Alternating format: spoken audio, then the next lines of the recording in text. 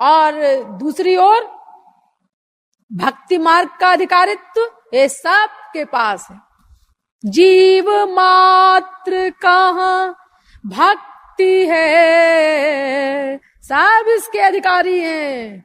सर्वेधिकारिणो यत्र हरि भक्तौ यथा नृप, पद्म पुराण। सब अधिकारी हैं इसके। शास्त्रतः श्रूयते भक्तौ नृमात्रस्याधिकारिता, भक्ति रसामृत सिंधु। मनुष्य मात्र अधिकारी है, क्योंकि इसका अधिकारित्व क्या है भक्ति का। न निर्विण्णो नातिसक्तो भक्ति योगोस्य सिद्धिदः, भागवत 11वें स्कंद के 20वें अध्याय का 8वां श्लोक। जो न संसार में अत्यंत आसक्त हो और न संसार से अत्यंत विरक्त हो, वो भक्ति मार्ग का अधिकारी है। नातिसक्तो न वैराग्य भागस्याम अधिकार्यसौ, भक्ति रसामृत सिंधु भी यही कहता है। तो ऐसे हम लोग सब है। ना तो हम अत्यंत आसक्त हैं संसार में, क्योंकि सुख तो मिलता नहीं संसार में, और अत्यंत विरक्त भी नहीं है जनक जी की तरह। ऐसे ही है हम लोग अपना मीडियम क्लास के। लड़की विदा हुई, 2 आंसू तू भी ले ले बिटिया। भगवान के मंदिर में गए, वहां जरा कीर्तन भजन अच्छे ढंग का हो रहा है, 2 आंसू वहां भी निकल गए। जैसे मक्खी होती है ना, वो पाखाने पर भी बैठ जाती है और भगवान की खोपड़ी पर भी बैठ जाती है। ऐसे ही हमारा मन है। स्त्री पति बाप बेटा उनसे पृथक हुए तो उनको पत्र लिख रहे हैं, तुम्हारी बहुत याद आ रही है। वो आए तब भी उनको बोल रहे हैं, तुम्हारी बहुत याद आती थी हमको।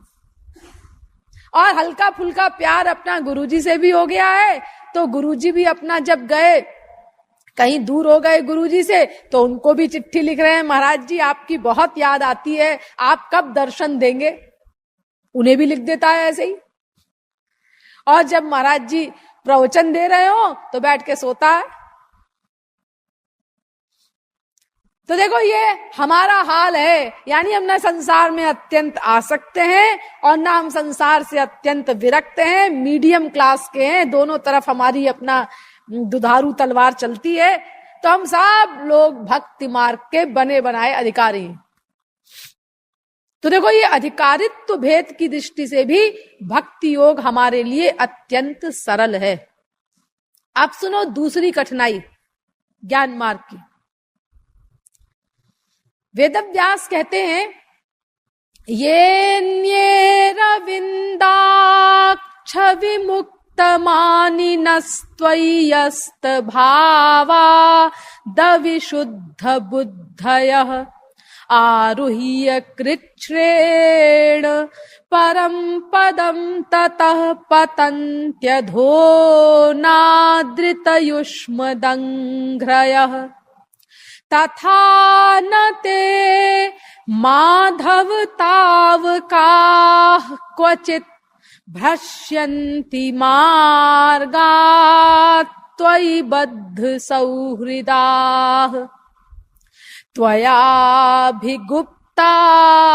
विचरन्ति निर्भया विनायकानि कपमूर्धसु प्रभो। भागवत 10वें स्कंद के दूसरे अध्याय का 32वां एवं 33वां श्लोक। वेदव्यास कहते हैं कि जो ज्ञान मार्ग से चलता है, लक्ष्य प्राप्ति का प्रयत्न करता है, वो गिर जाता है, उसका पतन हो जाता है। लेकिन जो भक्ति सोपान से जाता है वो नहीं गिरता, उसका पतन नहीं होता। क्यों? भक्ति मार्ग से जाने वाले का पतन क्यों नहीं होता? इसीलिए नहीं होता क्योंकि उसको संभालने वाले स्वयं भगवान हैं। वो स्वयं उसकी रक्षा करते हैं। इसीलिए पतन कैसे होगा उसका? स्वपाद मूलम भजतः प्रियस्य त्यक्त्वान्य भावस्य हरिः परेशः विकर्म यच्चोत्पतितं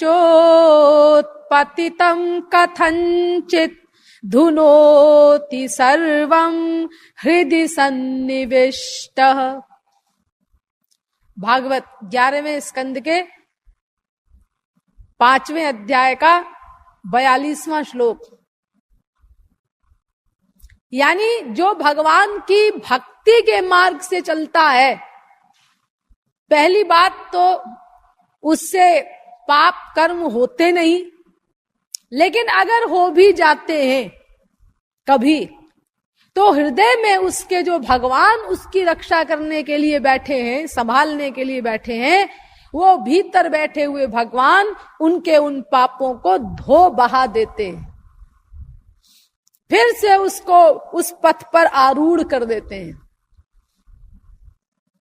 उसका पतन नहीं हो पाता, उसको सदा संभाले रहते हैं भगवान।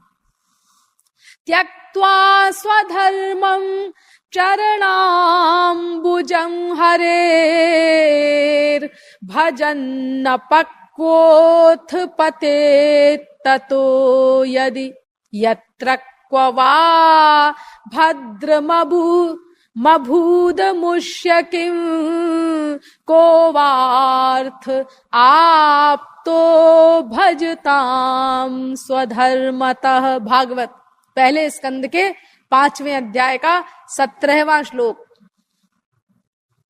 यानी भक्ति मार्ग से जाने वाले का अमंगल नहीं हो सकता।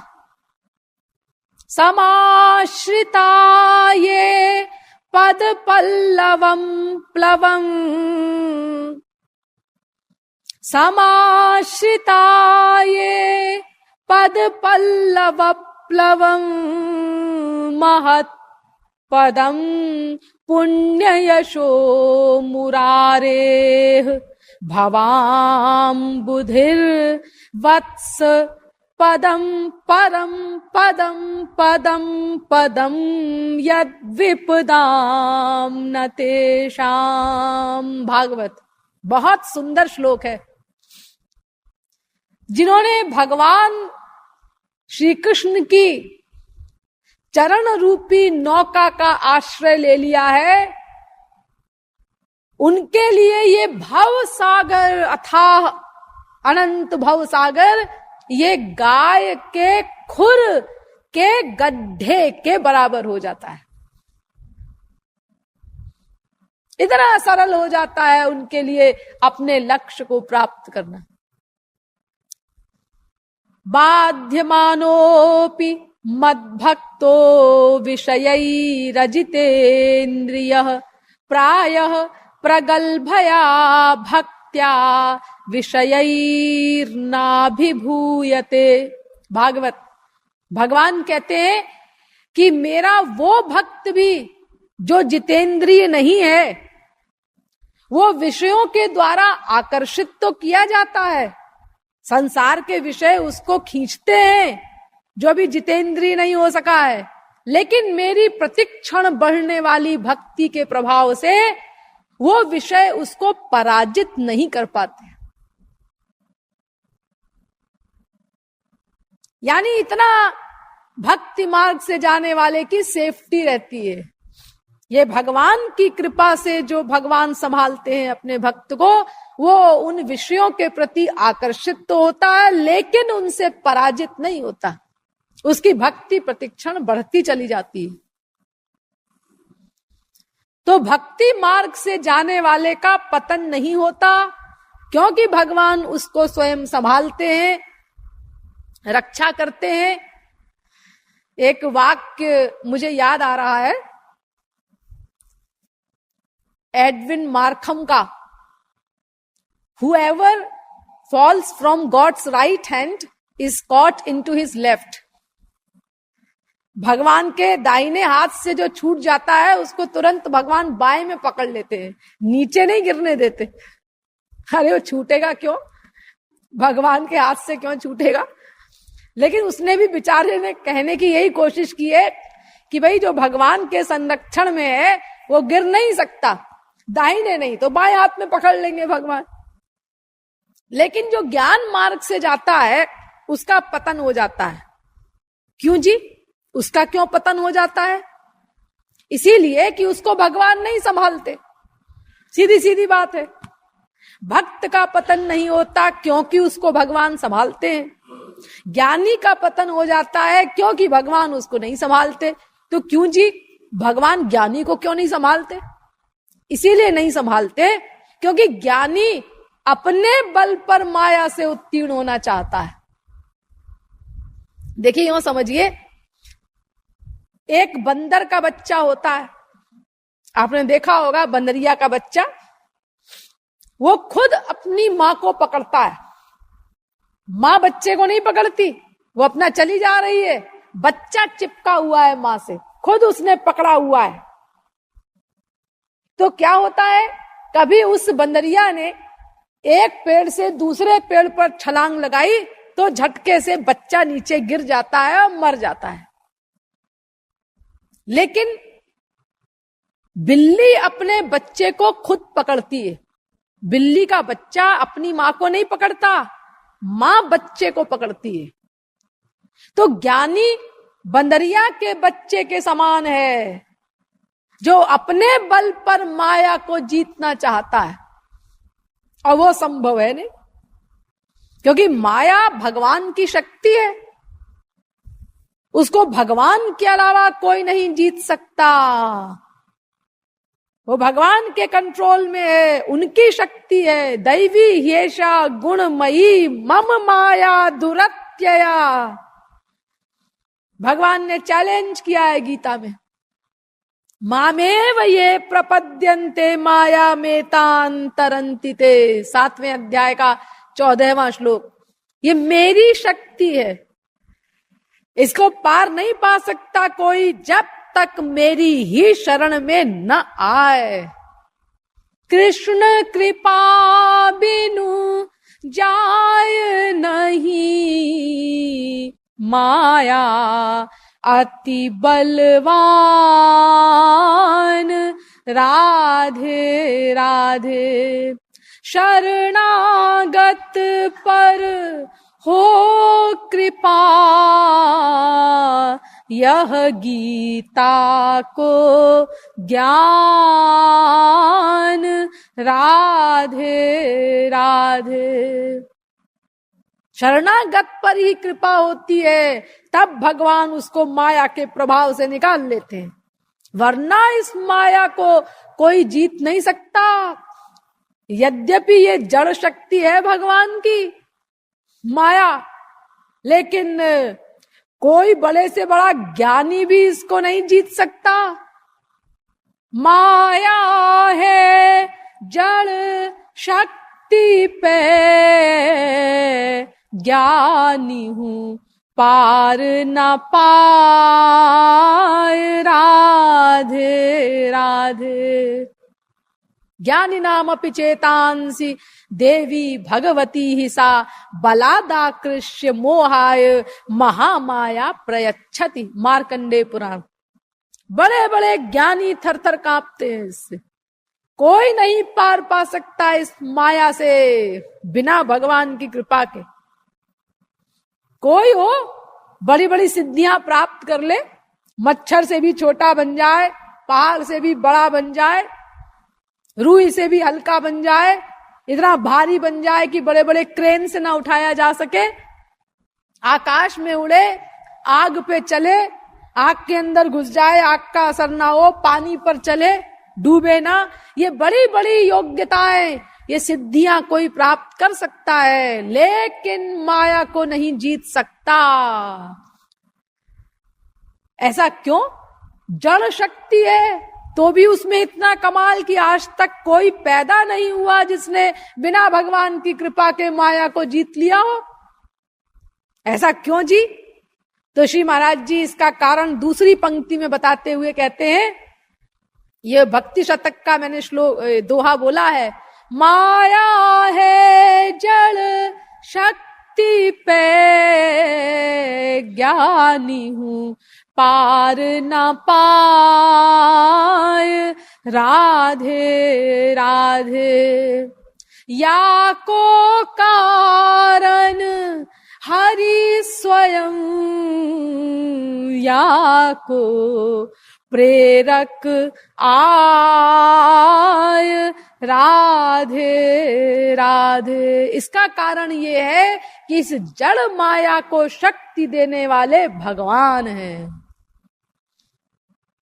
तो जितनी बड़ी शक्ति किसी जड़ चीज में प्लस होगी, उस जड़ शक्ति की शक्ति भी उतनी बड़ी हो जाएगी। देखो एक लाठी है, वो जड़ है, हाँ कुछ नहीं कर सकती, हाँ कुछ नहीं कर सकती, पड़ी है तो पड़ी है। लेकिन अगर ये किसी के हाथ में आ जाए तो मर्डर भी कर सकती है। किसके हाथ में आती है, उस हाथ में कितनी ताकत है, उतनी हाथी ये लाठी की ताकत हो जाएगी उसी हिसाब से। तो ऐसे ही माया जड़ शक्ति है, लेकिन भगवान की शक्ति से गवर्न होती है ये माया, और भगवान की शक्ति अनंत है। इसीलिए चूंकि भगवान को कोई नहीं जीत सकता, इसीलिए माया को भी कोई नहीं जीत सकता, क्योंकि अनंत भगवान की अनंत शक्ति पा करके माया भी अनंत शक्तिमती हो गई। इसीलिए इसको कोई जीत ही नहीं सकता। इसीलिए ज्ञानियों का पतन हो जाता है, ये कारण है। बार बार पग पग पर गिर जाते हैं, क्योंकि अपने बल पर वो माया को जीतना चाहते हैं, भगवान तक पहुंचना चाहते हैं। लेकिन भक्त शरणागत होता है भगवान के, भक्ति मार्ग शरणागति का है। तो जब भगवान के शरणागत होता है तो भी भगवान को उसका योगक्षेम वहन करना पड़ता है। इसीलिए भगवान गीता में चैलेंज करते हैं, कौन्तेय प्रतिजानीहि न मे भक्तः प्रणश्यति। 9वें अध्याय का 31वां श्लोक। अर्जुन, मैं चैलेंज पूर्वक कहता हूं, मेरे भक्त का पतन नहीं हो सकता। देखो भगवान ने न मे भक्तः प्रणश्यति, भक्त शब्द का प्रयोग किया है। न मे कर्मी प्रणश्यति ऐसा नहीं कहा, न मे ज्ञानी प्रणश्यति ऐसा नहीं कहा, न मे योगी प्रणश्यति ऐसा नहीं कहा, न मे भक्तः प्रणश्यति, मेरे भक्त का पतन नहीं होगा, क्योंकि उनका ठेकेदार मैं स्वयं हूं। अनन्याश्चिन्तयन्तो माम ये जनाः पर्युपासते तेषां नित्याभियुक्तानां योगक्षेमं वहाम्यहम्। गीता 9वें अध्याय का 22वां श्लोक। जो मेरी अनन्य भाव से भक्ति करते हैं, मेरे शरणागति करते हैं, उन भक्तों का योगक्षेम मैं स्वयं वहन करता हूं। देखो गीता में भगवान ने एक स्थल पर अपने को पक्षपाती सिद्ध किया है। समोहम सर्वभूतेषु न मे द्वेष्योस्ति न प्रियः। आप कहेंगे पक्षपाती कहां सिद्ध किया? इस लाइन का तो मतलब यह है कि भगवान कहते हैं, अर्जुन मैं समदर्शी हूं, ना मेरा कोई शत्रु है, ना मेरा कोई मित्र है। 9वें अध्याय का 29वां श्लोक। मैं समदर्शी हूं, तो ये पक्षपाती कहां सिद्ध कर रहे हैं? अरे इसकी अगली लाइन पढ़िए ना। अर्जुन मैं समदर्शी तो हूं, लेकिन ये भजन्ति तु माम भक्त्या मयि ते तेषु चाप्यहम्। लेकिन जो मेरी भक्ति करते हैं, मैं उनमें रहता हूं, वे मुझ में रहते हैं। और बाकियों के लिए भगवान क्या कहते हैं? न त्वहम तेषु ते मयि। मैं उनमें नहीं रहता, वे मुझ में रहते हैं। ये उसी गीता में भगवान कह चुके हैं। मैं सब में नहीं रहता, सब मुझ में रहते हैं। क्यों जी, आपने तो गीता में ऐसा कहा है, हमने पढ़ा है कि भाई मैं सब जीवों के हृदय में रहता हूं। ईश्वरः सर्वभूतानां हृद्देशेर्जुन तिष्ठति। गीता 18वें अध्याय का 61वां श्लोक। सर्वभूतानां हृद्देशेर्जुन तिष्ठति। सब प्राणियों के हृदय में रहता है भगवान। अरे स्वयं जो है भगवान ने डायरेक्ट भी कहा है, इनडायरेक्ट भी कहा है, ईश्वर सबके हृदय में रहता है। अरे स्वयं ही तो ईश्वर हो, फिर ऐसा क्यों कह रहे हो ईश्वर सबके हृदय में रहता है? लेकिन डायरेक्ट भी कहा है, सर्वस्य चाहम हृदि सन्निविष्टः। 15वें अध्याय का 15वां श्लोक। मैं सबके हृदय में रहता हूं। और वही भगवान यहां कहते हैं, न त्वहम तेषु ते मयि। मैं सब में नहीं रहता, वे मुझ में रहते हैं। सब मुझ में रहते हैं, मैं उनमें नहीं रहता। और भक्तों के लिए कहते हैं कि वो मुझ में रहते हैं, मैं उनमें रहता हूं। मयि ते तेषु चाप्यहम्। ये क्या विरोधी बातें हैं सब? हाँ देखो, विरोधी बात कुछ नहीं है, इसको समझ लो। उसका मतलब यह है कि भगवान सब में रहते तो हैं, लेकिन वो जो कह रहे हैं कि मैं सब में नहीं रहता, उसका मतलब यह है कि मैं कृपा कर्ता बन करके सबके अंदर नहीं रहता हूं। कृपा कर्ता बन करके मैं केवल भक्तों के अंदर रहता हूं। भगवान कह रहे हैं ना, भक्त मुझ में रहते हैं, मैं भक्त में रहता हूं, और बाकियों में मैं नहीं रहता। जबकि ये भी कह रहे हैं कि मैं सबके भीतर निवास करता हूं। तो वो जो भगवान ने कहा कि मैं सब प्राणियों के अंदर रहता हूं, उसका मतलब ये है कि वो न्यायकर्ता बनकर के सबके अंदर रहते हैं, चुपचाप उनके आइडियाज नोट करते हैं और उनके कर्मों के अनुसार उनको फल प्रदान करते हैं। अपनी ओर से कोई प्लस माइनस नहीं करते। इस प्रकार रहते हैं वो सब जीवों के अंदर। कृपा करने वाले स्वरूप से वो केवल भक्तों के अंदर रहते हैं, यानी उनको कृपा द्वारा संभाले रहते हैं, उनका पतन नहीं होने देते। ये अभिप्राय है इसका। ये यथा माम प्रपद्यन्ते तांस तथैव भजाम्यहम्। गीता 4 अध्याय का 11वां श्लोक। जो मेरी भक्ति करते हैं, मेरी शरणागति करते हैं, जितनी मात्रा में, जिस भाव से, मैं भी उस भाव से उतनी मात्रा में उनका भजन करता हूं, उनकी सेवा करता हूं। भज सेवायाम धातु होती है संस्कृत में। भजन करने का मतलब सेवा करना। मैं अपने भक्तों की सेवा करता हूं। यहां तक कहा है भगवान ने। अरे यहां तक कहा है कि अपिचेत सुदुराचारो भजते मामनन्य भाग साधुरेव समन्तव्यः सम्यक व्यवसितो हि सः। 9वें अध्याय का 30वां श्लोक है ये गीता का। यानी अगर कोई मेरी अनन्य भक्ति करता है तो वो अगर घोर दुराचारी भी देखने में प्रतीत हो तो भी उसको महापुरुष ही समझो, उसके दुराचार पर ध्यान मत दो। ये भी कहा है भगवान ने। और देखो गीता के एंड में भगवान ने अर्जुन से कहा कि मैं अब तुझे सबसे प्राइवेट से भी प्राइवेट बात बताने जा रहा हूं। सबसे अधिक प्राइवेट बात, प्राइवेट से भी प्राइवेट, जिससे प्राइवेट और कोई बात हो ही ना। सर्वगुह्यतमं भूयः शृणु मे परमं वचः इष्टोऽसि मे दृढ़मिति ततो वक्ष्यामि ते हितम्। गीता के 18वें अध्याय का 64वां श्लोक है। अर्जुन, तू मुझे बहुत प्रिय है ना, इसीलिए मैं तुझको ये सबसे अधिक प्राइवेट बात बताने जा रहा हूं। इतनी अधिक प्राइवेट बात सबको नहीं बताई जाती। बताइए महाराज, तो क्या थी वो? आप भी उत्सुक होंगे भाई, सबसे अधिक प्राइवेट बात वो क्या थी?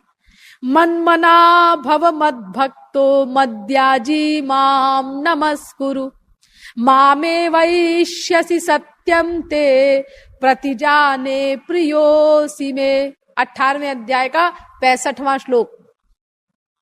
अर्जुन, तू अपने मन को मुझ में लगा दे और मेरी भक्ति कर, तो तू मुझ में ही सदा निवास करेगा, मेरी ही प्राप्ति होगी तुझको। यह सबसे अधिक प्राइवेट बात बताई। यानी सबसे अधिक प्राइवेट सिद्धांत भगवान का क्या है? उनकी भक्ति, उनसे प्यार करना, बस ये निचोड़ है। तो भक्ति मार्ग से जाने वाले का पतन नहीं हो सकता, क्योंकि भगवान उसके स्वयं ठेकेदार हैं। लेकिन ज्ञान मार्ग से जाने वाले का पग पग पर पतन होता है, क्योंकि ज्ञानी अपने बल पर चलता है और माया भगवान की शक्ति है, उसको भगवान के अतिरिक्त और कोई नहीं जीत सकता। इसीलिए अंत में मैंने आपको बताया था कि बहुनाम जन्मनाम अन्ते ज्ञानवान माम प्रपद्यते। 7वें अध्याय का 19वां श्लोक गीता। करोड़ों जन्मों के निरंतर प्रयास के पश्चात भी, यानी इतनी कठिन साधना, आरुह्य कृच्छ्रेण परम पदम ततः पतन्ति। वेद व्यास कहते हैं कि कृच्छ्रेण, बहुत अधिक कठिनाई से वो साधना की जाती है ज्ञान मार्ग की, फिर भी गिर जाते हैं। और मार्ग में गिरते हैं तो गिरते हैं, आरुह्य परम पदम ततः पतन्ति। ज्ञान मार्ग की अंतिम सीमा पर पहुंच करके भी योगारूढ़ हो गया, वो आत्मज्ञानी बन गया, समाधि की अवस्था प्राप्त हो गई, लेकिन वहां से भी गिर जाता है नीचे। आरूढ़ योगोपि निपात्यते। शंकराचार्य भी कहते हैं योगारूढ़ होकर के भी वहां से भी गिर जाता है। ऐसा है ये ज्ञान मार्ग। जीवन मुक्ता अपि पुनर्बंधनम यान्ति कर्मभिः यद्यचिन्त्य महाशक्तौ भगवत्यपराधिनः। जीवन मुक्तावस्था पर पहुंचने पर भी पतन हो जाता है। देखो, जड़ भरत परमहंस का नाम सुना होगा आप लोगों ने। इसी अवस्था पर पहुंचे हुए थे वो, इतनी ऊंची अवस्था आत्मज्ञानी की, लेकिन इतना पतन हुआ कि अगले जन्म में मनुष्य का शरीर भी नहीं मिला उनको, पशु की योनि में जन्म लेना पड़ा, हिरण बनना पड़ा। इतने बड़े परमहंस को समाधि की अवस्था पर पहुंचे हुए, एक हिरणी के बच्चे में उनकी आसक्ति हो गई, और जिसमें आसक्ति होगी मरने के बाद उसी की प्राप्ति होगी। ये भगवान का कानून है। यान्ति देवव्रता देवान पितरीन यान्ति पितृव्रताः भूतानि यान्ति भूतेज्या यान्ति मद्या जिनोपि माम। गीता में भगवान ने बताया है 9वें अध्याय का 25वां श्लोक कि भाई तुम जिसमें मन का अटैचमेंट करोगे उसी की प्राप्ति होगी तुमको। तो एक हिरणी के बच्चे में आसक्ति हो गई। कानून सबके लिए एक है भगवान का। तो इतने बड़े परमहंस को मरने के बाद हिरण के शरीर में जन्म लेना पड़ा। सोचो, इतनी ऊंची अवस्था से भी ज्ञान में पतन हो जाता है, अंतिम अवस्था में भी। क्योंकि वो समाधि जो है, वो समाधि में जब तक वो है तब तक तो वहां माया नहीं आएगी। ये माया का प्रभाव समाधि की अवस्था में नहीं हो सकता। जब तक वो समाधि में है माया से बचा हुआ है। लेकिन समाधि में कब तक रहेगा? अरे समाधि से उतरेगा, उसको भी शरीर रखना है अपना। पश्वादिभिश्चा विशेषात ब्रह्मसूत्र, वेदव्यास ने कहा है कि जैसे पशु पक्षियों के लिए खाना पीना कंपलसरी है, ऐसे ही परमहंसों के लिए भी है, क्योंकि शरीर तो उनके पास भी है, उन्हें भी सब करना पड़ेगा शरीर के लिए जो आवश्यक है। तो समाधि से नीचे उतरे कि माया ने धर दबोचा, वो ताक में रहती है। जैसे वो समझिए कि किसी के पीछे मधुमक्खी लगी हुई हो, अब वो सब जगह बेचारा भाग रहा है, मधुमक्खी सारंग होती है और बिना काटे पीछा नहीं छोड़ती, और वो सब जगह दौड़ रहा है अपना बचता हुआ मधुमक्खी से, मधुमक्खी हर जगह उसके पीछे पीछे जा रही है। तो किसी ने उसको राय दी कि ये सरोवर है, इसमें छिप जाओ, पानी में नहीं जा सकती मधुमक्खी। तो सरोवर के अंदर चला गया, लेकिन मधुमक्खी वहीं मंडरा रही है। कब तक सरोवर के अंदर रहेगा? जैसे ही उसने सिर निकाला, मधुमक्खी ने डंक मारा। ऐसी ही ये समाधि होती है। जब तक वो ज्ञान मार्ग की समाधि में रहता है, तब तक वो माया से बचा रहता है, लेकिन समाधि के बाहर आया कि माया ने अपना प्रभाव जमाया। इसीलिए इतनी उच्च अवस्था से भी ज्ञानी का पतन हो जाता है।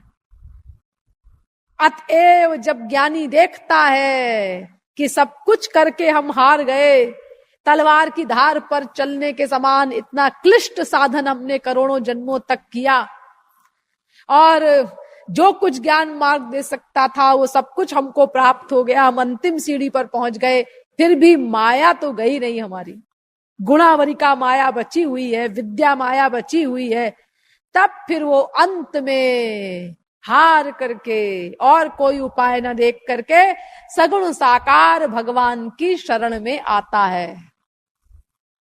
बहुनाम जन्मना मनते ज्ञानवान माम प्रपद्यते। श्री कृष्ण कहते हैं कि करोड़ों जन्मों के अंत में फिर वो मेरी शरण में आता है, और फिर जब मैं कृपा करता हूं, जब वो भक्ति होती है, शरणागति होती है, तो फिर मैं कृपा करता हूं, तब फिर मेरी कृपा से मैं अपना ज्ञान कराता हूं उसको। अब ब्रह्म ज्ञान हो गया। अब ब्रह्म ज्ञान पाने के बाद अब वो माया से परे हो गया, अब उसको कोई खतरा नहीं। तो इसीलिए भक्ति से ही ये माया जाती है, मोक्ष मिलता है, माया से छुटकारा मिलता है, और कोई उपाय नहीं। तो देखो, ये दूसरी डिफिकल्टी मैंने ज्ञान मार्ग की बताई कि मार्ग में भी पग पग पर उसका पतन होता है, और अंतिम सीमा पर पहुंचने के बाद भी वहां से भी गिर जाता है। और भक्ति मार्गी की रक्षा तो सिद्ध अवस्था में कौन कहे, साधना अवस्था में भी भगवान करते हैं, इसीलिए उसका पतन नहीं होता। अब सुनिए अंतिम अंतर। अगर कोई ज्ञान मार्ग की अंतिम चोटी पर पहुंच गया और उसने सगुण सविशेष साकार भगवान की भक्ति करके ब्रह्म ज्ञान प्राप्त कर लिया, अपने लक्ष्य को प्राप्त कर लिया, माया से परे हो गया, और एक ने भक्ति मार्ग से जाकर के अपना लक्ष्य प्राप्त कर लिया, भक्त ने, वो भी माया से परे हो गया। अब तो दोनों में कोई अंतर नहीं है, क्योंकि भगवान स्वयं कहते हैं कि ते प्राप्नुवन्ति मामेव सर्वभूत हिते रताः। दोनों मुझको प्राप्त होते हैं, ज्ञान योगी भी और भक्ति योगी भी। तो अब तो कोई अंतर नहीं होगा। ना, अभी भी है, अभी भी अंतर है। हाँ, बहुत बड़ा अंतर है। क्या अंतर है? आत्मा रामाश्च मुनयो निर्ग्रंथा अप्युरुक्रमे कुर्वन्त्य हैतुकीं भक्ति मित्थम भूत गुणो हरि। भागवत पहले स्कंद के 7वें अध्याय का 10वां श्लोक। अर्थात आत्मा राम पूर्ण काम परम निष्काम योगींद्र अमलात्मा परम हंस भी निर्ग्रंथ होकर के भी श्री कृष्ण की अहेतुकी भक्ति करते हैं, उनसे प्यार करते हैं, निर्ग्रंथ होकर के भी। निर्ग्रंथ माने देखिए 6 शास्त्र होते हैं ना, न्याय, वैशेषिक, सांख्य, मीमांसा, योग, वेदांत। इनका काम क्या है? इनका काम है जीव को भगवान से मिला देना। और जब वो मिलन हो गया जीवात्मा परमात्मा का, तो इनका काम खत्म हो गया। अब ये लौट आते हैं, यानी अब उन ग्रंथों की उसको कोई आवश्यकता नहीं रही, शास्त्रों वेदों की, वो उनकी सीमा से परे हो गया, निर्ग्रंथ हो गया वो, यानी अब ग्रंथ की कोई आवश्यकता नहीं उसको, मायातीत हो गया। तो वो आत्मा राम जो सदा अपनी आत्मा में रमण करे, उसको आत्मा राम कहते हैं। यत्र ही द्वैतमिव भवति तदितर इतरम जिघ्रति तदितर इतरम पश्यति तदितर इतरम शृणोति तदितर इतरम अभिवदति तदितर इतरम मनुते तदितर इतरम विजानाति यत्र वा अस्य सर्वमात्मैवा भूत तत्केन कम जिघ्रेत तत्केन कम पश्येत तत्केन कम शृणुयात तत्केन कम अभिवदेत तत्केन कम मन्वीत तत्केन कम विजानीयात येनेदं सर्वं विजानाति तम केन विजानीयात विज्ञाता रमरे केन विजानीयादिति।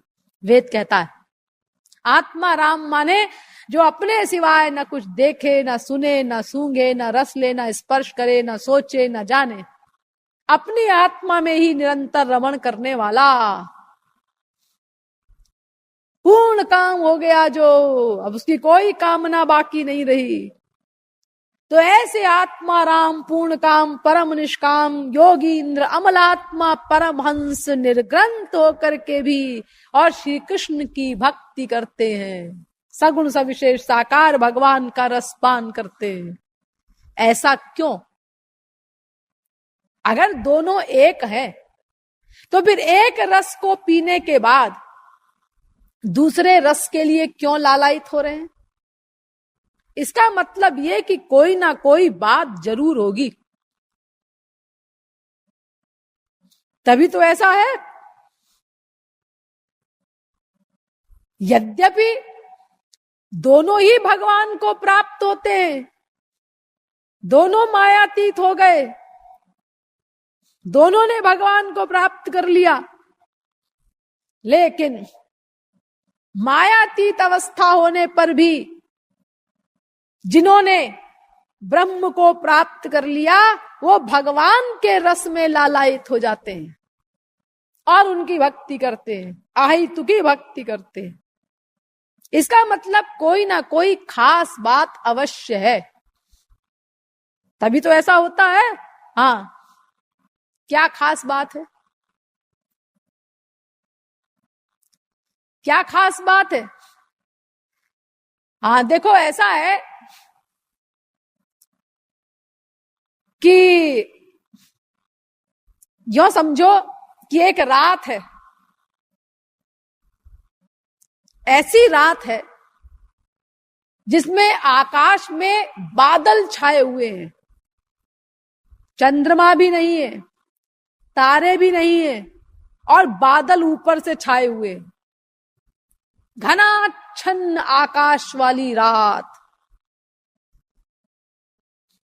भादों के महीने में ऐसी रात होती है कई बार, चंद्रमा भी नहीं है, आकाश भी नहीं है, गुप्त अंधेरा है, आकाश में बादल छाए हुए हैं। एक रात तो ये होती है। हाँ, और एक रात वो होती है कि चंद्रमा तो नहीं है आकाश में, लेकिन तारे खिले हुए हैं और बादल भी नहीं। हाँ, ऐसी रात में थोड़ा थोड़ा दिखता है, आप लोग चलते हैं ऐसी रात में। और एक रात वो होती है कि उसमें बादल भी बिल्कुल नहीं, चंद्रमा भी पूरा खिला हुआ है और तारे भी हैं। ऐसी रात भी होती है, ऐसी रात का क्या कहना। लेकिन ये है तीनों रातें, ये तीन प्रकार की रात है, लेकिन है तीनों रातें। अब देखो, जो घनाच्छन्न आकाश वाली रात है जिसमें चंद्रमा भी नहीं, तारे भी नहीं, ये है तमोगुण माया का। और वो रात जिसमें बादल तो नहीं है, लेकिन चंद्रमा भी नहीं है, खाली तारे हैं, ये है रजोगुण। और वो रात जिसमें बादल तो है ही नहीं, तारे भी सब खिले हुए हैं, प्लस चंद्रमा भी है, ये है सत्व गुण। लेकिन ये तीनों गुण माया के ही है, ये तीनों है रात। अगर पूर्ण चंद्रमा भी खिला हुआ है, खूब तारे भी खिले हुए हैं, छिटके हुए हैं, और कोई बादल भी नहीं है, और इतना ही नहीं, सारे जितने पहाड़ हैं उन सब में भी आप आग लगा दें तो भी रहेगी रात ही, वो रात नहीं जाएगी। राकापति षोडश उगहि, तारा गण समुदाय, सकल गिरिन्ह दवलाई, उन बिनु रवि राति न जाई। जब तक सूर्य न उदित हो तब तक रात नहीं जाएगी सूरज के बिना। यानी ये माया के तीनों गुण है। तमोगुण से श्रेष्ठ रजोगुण है, रजोगुण से श्रेष्ठ सत्व गुण है, लेकिन है तीनों माया के ही। अब माया से परे वाली बात सुनिए। सूरज निकला हुआ है लेकिन बादलों से ढका हुआ है, दिखाई नहीं पड़ रहा है, लेकिन उसके प्रकाश का अनुभव हो रहा है। आप चैलेंज के साथ कह सकते हैं दिन निकला हुआ है, दिन निकल आया, सूरज निकल आया।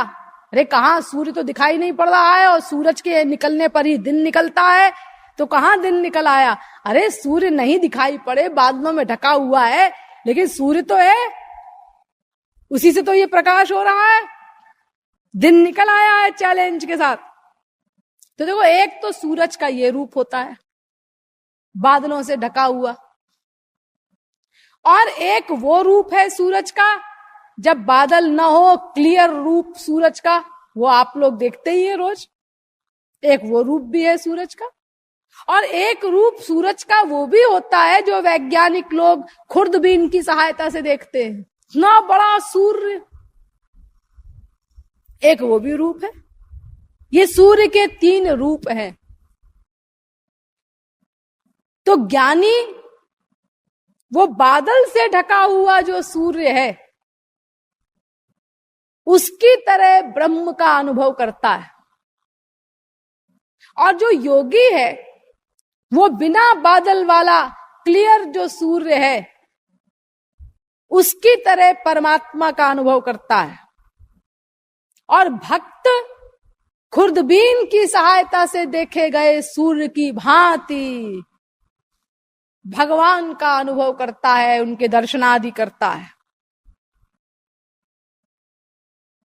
तो ये तीनों रूप हैं जैसे सूर्य के ही, ऐसे ही ये ब्रह्म के 3 रूप हैं।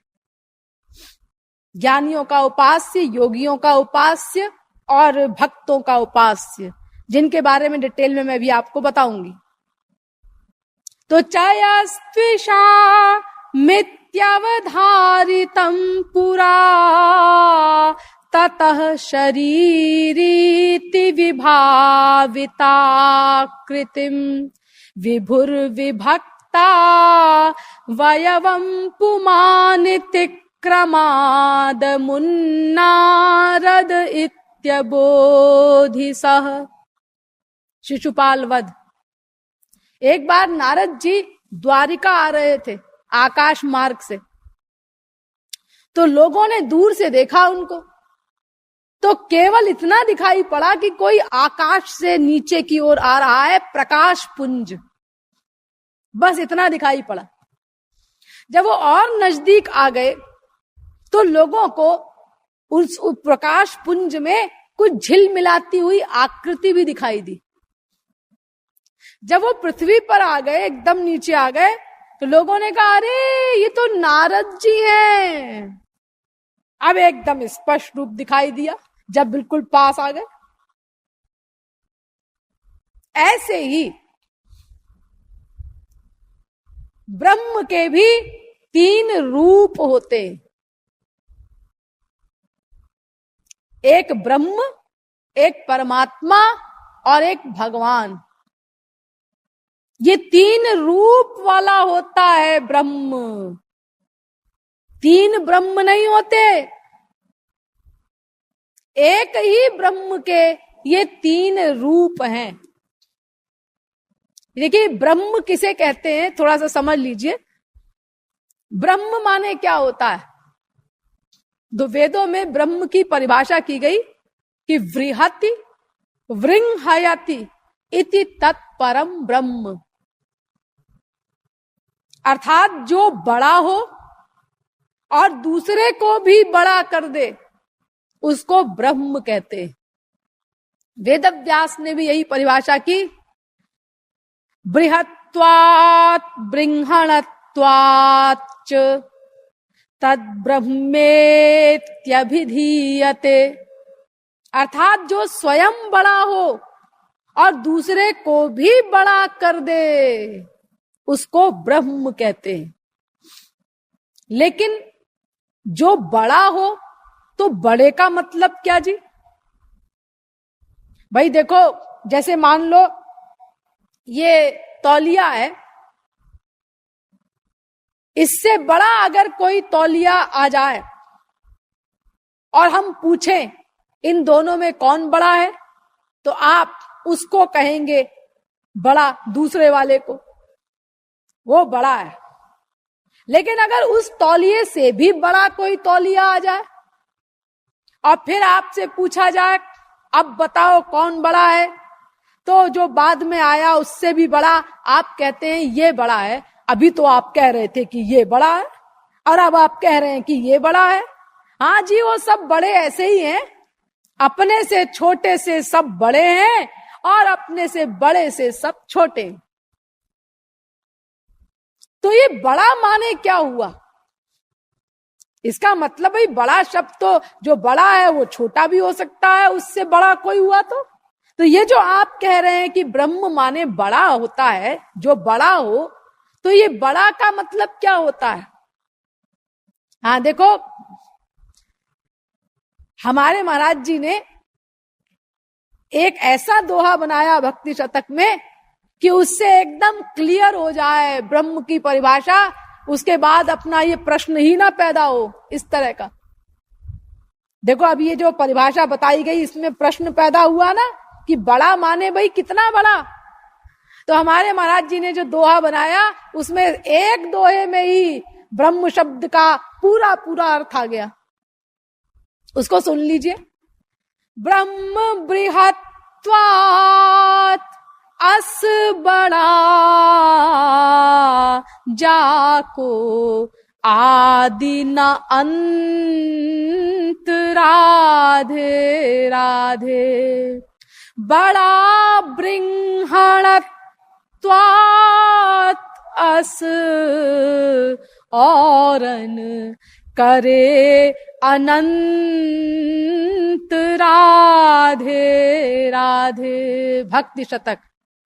देखो ब्रह्म माने जो स्वयं अनंत मात्रा का बड़ा हो और दूसरे को भी अनंत मात्रा का बड़ा कर दे। अब कोई प्रश्न ही नहीं बाकी रहा। भाई कितना बड़ा, बड़ी तो तमाम चीजें होती हैं।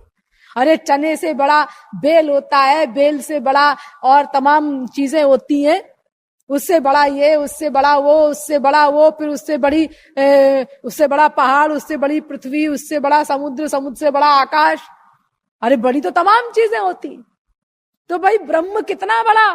तो देखो कितनी सुंदर उसकी परिभाषा कर दी कि ब्रह्म बड़ा जो कहा गया उसका मतलब जाको आदि न अंत, जो अनंत मात्रा का बड़ा हो उसको ब्रह्म कहते।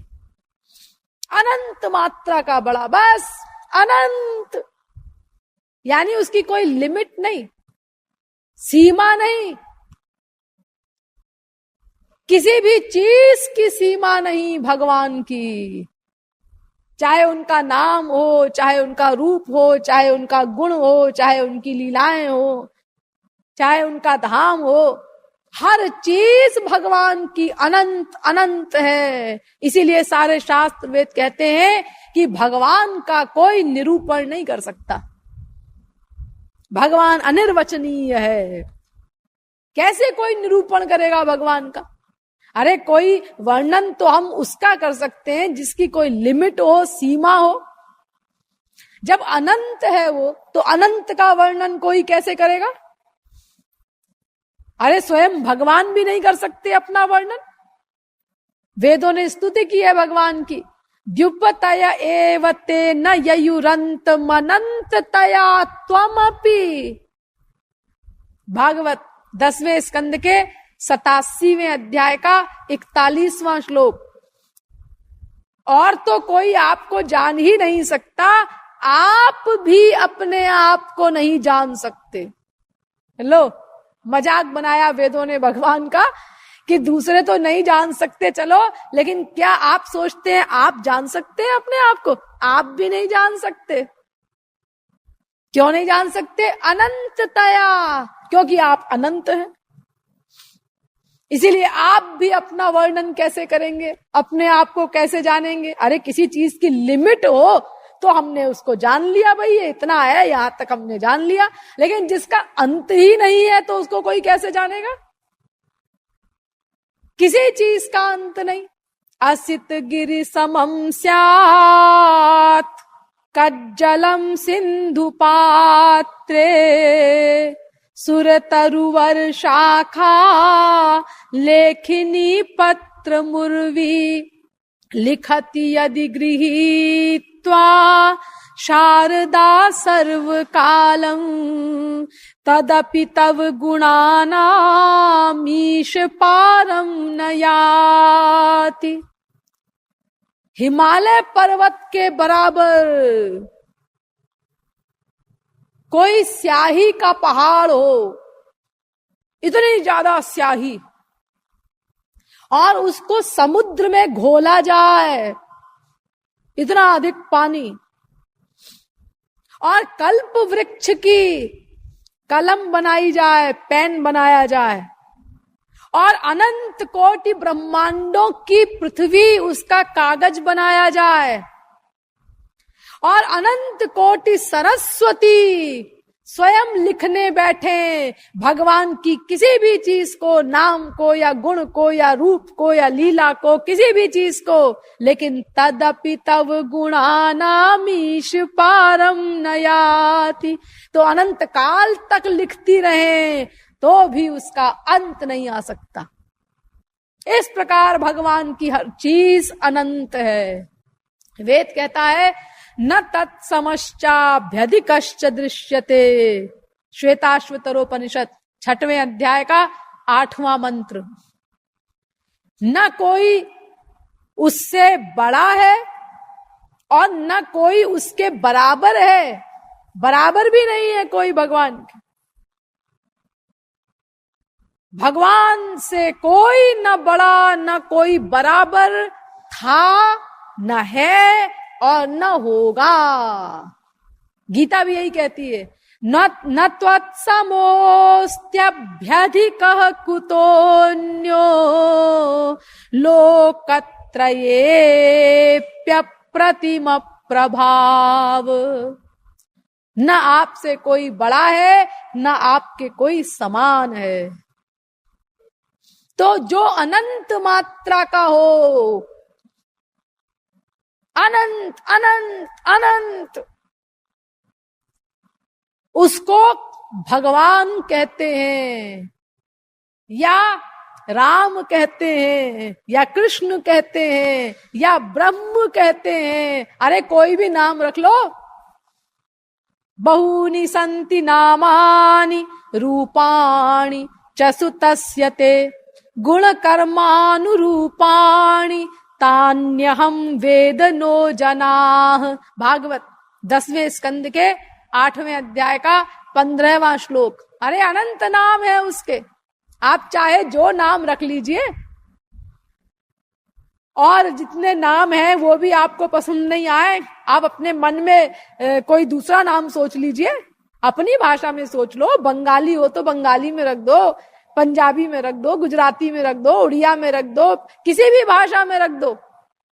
भगवान कहते हैं हमें कोई ऑब्जेक्शन नहीं, चाहे जिस नाम से, चाहे जिस भाषा में तुम हमको पुकारो, ये भाषावाद तुम्हारे मृत्युलोक में चलता है, हमारे यहां नहीं चलता।